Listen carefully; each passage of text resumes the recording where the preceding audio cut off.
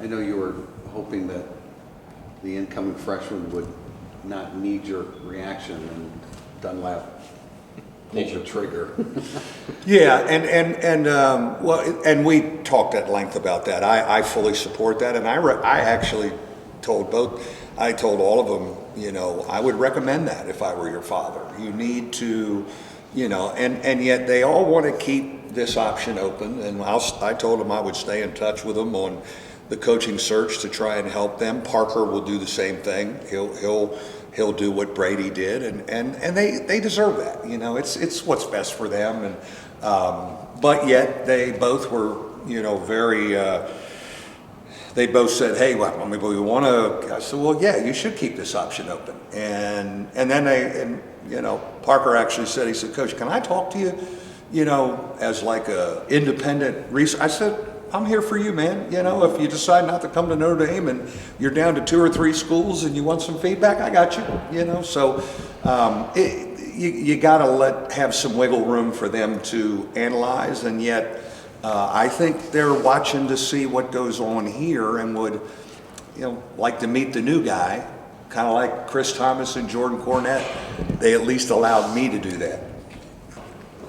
How does your mind not get blown where it was 10 years ago, where it's Notre Dame and Louisville in 5 overtimes, and 10 years later, Rick's gone, you're going, and these teams are 1-18 combined in the league. No, like, that's just staggering. It is. So that was 10 years ago. Yeah.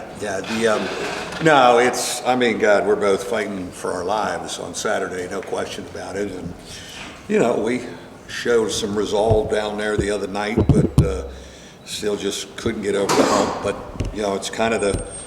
You know, the reality of it, the State of the Union, you know, it'd be nice if we could get a win and maybe ride it through bye week a little bit. But no, it's 10 years ago. That's crazy. And I saw some clips actually from our show, and God, the atmosphere was great. Wow. I don't think it's going to be like that Saturday.